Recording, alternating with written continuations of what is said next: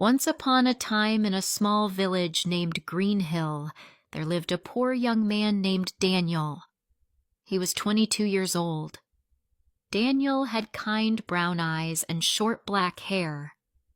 Every day he worked very hard to help his family. His father was sick and stayed in bed most of the time. His mother was too old to work in the fields.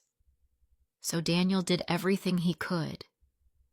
Daniel worked from sunrise to sunset. He took care of the small farm and sold vegetables in the village market. Life was hard, but Daniel never gave up. His family was poor, but his heart was full of hope. He always smiled and helped others when he could. In the same village, there lived a rich girl named Sarah. She was 20 years old and had long golden hair and blue eyes. Sarah came from a wealthy family. They owned many farms and a big, beautiful house on the hill. Her father, Mr. Aaron, was one of the richest men in Green Hill. Sarah had everything: nice clothes, good food, and servants to help her. But she was not happy. Her heart felt empty. She wanted more than money and gifts. She wanted love, kindness, and someone who truly cared about her. One sunny morning, Daniel was selling vegetables in the market. He placed the carrots, tomatoes, and apples carefully on his wooden stall. Sarah came to buy some fruit. She looked around and stopped at Daniel's stall.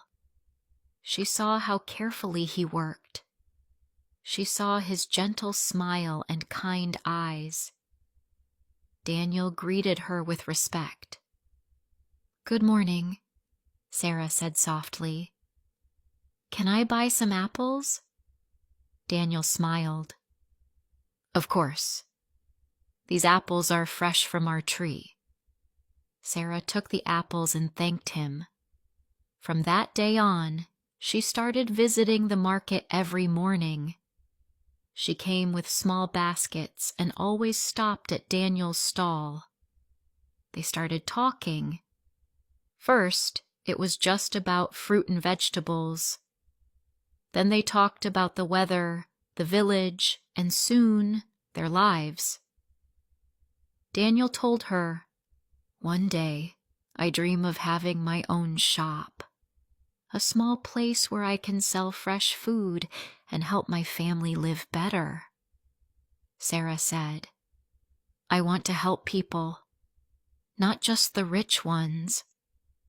I want to give to the poor, to children, to families like yours." Day by day, their friendship grew. They laughed, shared stories, and smiled when they saw each other. And slowly, they fell in love. One evening, while sitting near the river, Daniel looked at Sarah. The sky was pink with the setting sun. "Sarah," he said, "I love you. You are kind and good. I have nothing to give you, but my heart is yours." Sarah smiled. "I love you too, Daniel. You are strong and honest. You have a good soul." They held hands and dreamed about a future together. But their happiness did not last long. Sarah's father, Mr. Aaron, heard about their love. He was very angry. "You cannot be with that boy," he shouted. "He is poor. He has nothing. He is not good enough for my daughter." Sarah cried and said, "Father, I love Daniel. He is a good man. He works hard. He has a kind heart." But Mr. Aaron would not listen. "If you marry him," he shouted, "you are no longer my daughter." Sarah was heartbroken. She ran to Daniel and told him everything. Daniel listened quietly. His face was sad. "Sarah," he said softly, "I love you, but I don't want your life to be full of pain. Maybe we should not be together." Sarah cried, "No, Daniel, I want to be with you no matter what." But Mr. Aaron was full of pride and anger. He told all the villagers not to buy from Daniel's stall. "Do not help that boy," he said. "He is trying to steal my daughter." Slowly the villagers stopped buying vegetables from Daniel. His stall was empty. His family had no money. They did not have enough food. Daniel's father became sicker.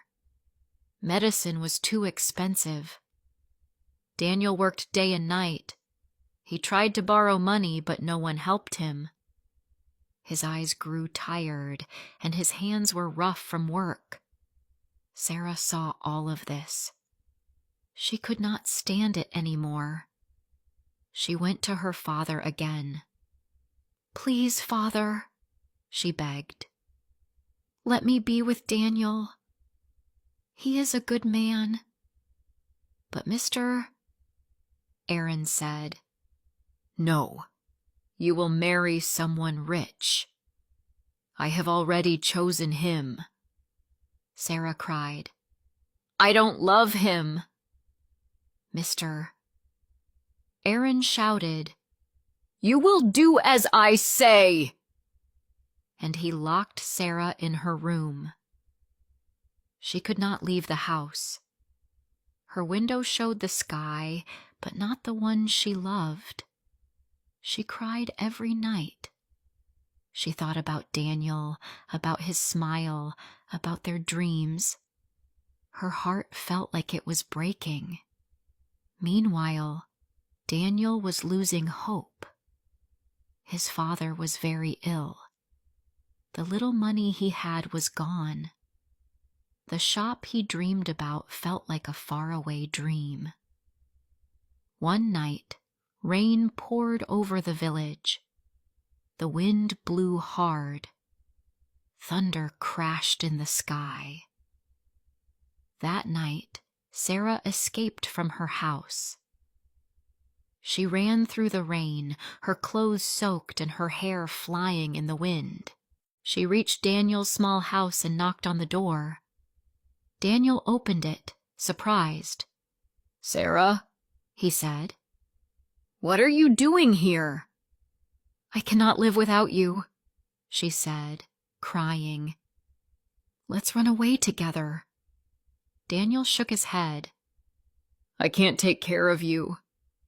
I can't even feed my own family." Sarah took his hand and said, "We will face everything together. I will help you. I will work. I don't care about money. I care about you." Daniel looked at her. She was wet, cold, and brave. He hugged her tightly. "You are very strong, Sarah.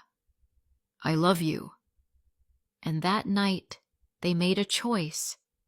They would leave Green Hill and start a new life. They packed a small bag and walked through the storm. They did not know where they were going. But they had each other. And so, hand in hand, Daniel and Sarah walked toward a new beginning. Daniel and Sarah walked all night through the storm. Their clothes were wet, and the cold wind blew against their faces. They were tired, but they did not stop. They held hands and kept walking. They left Green Hill behind. By morning, they reached a small town called Riverside. It was quiet and far from their village. Daniel and Sarah had no money, no food, and no place to stay.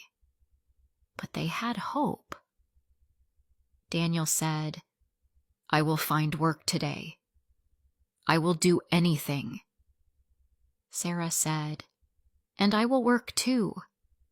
We will build a life together." That day, Daniel found a job as a laborer. He carried heavy stones and worked under the sun. It was hard work, but he did not complain. Sarah found work as a maid in a small house. She cleaned floors, washed clothes, and cooked meals. Her hands became rough, but her heart stayed soft. Every evening, they met under a tree near the river. They shared bread, laughed a little, and talked about the future. Some days were very hard. They did not have enough food. Some nights they slept outside. But they never gave up. One evening, Daniel said, "I am saving money. Slowly.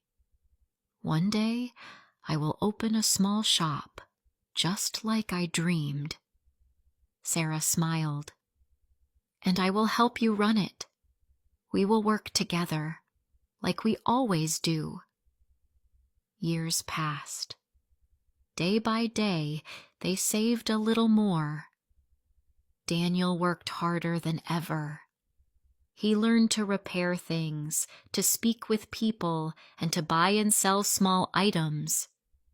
Sarah learned to cook better meals, to sew clothes, and to speak kindly to every customer.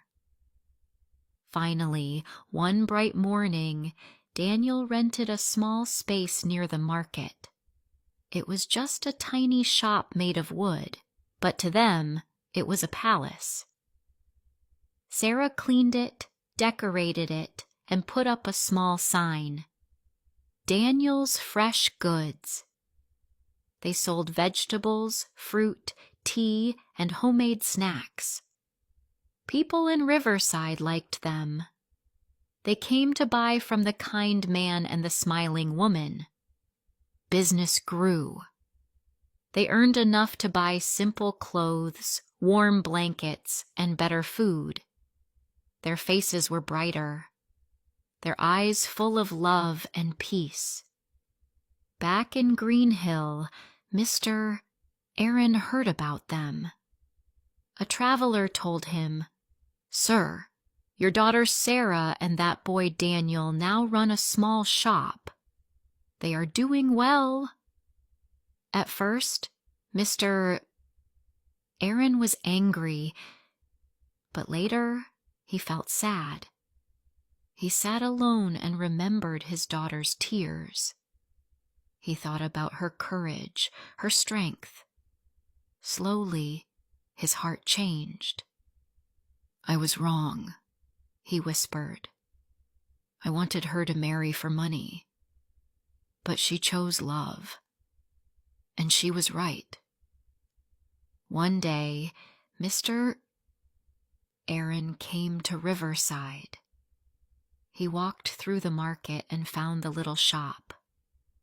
He saw Sarah behind the counter, smiling as she gave a child a free apple. He saw Daniel fixing a basket for an old woman. Mr. Aaron stepped forward. "Sarah," he said quietly. She looked up. Her eyes widened. "Father?" He nodded. "Yes. I came to see you and to say I was wrong." Sarah's eyes filled with tears. She ran and hugged him. "I forgive you," she said. "I missed you so much." Mr. Aaron looked at Daniel. "And you are a good man. Thank you for taking care of my daughter." Daniel smiled and said, "Thank you for accepting us." From that day on, Mr.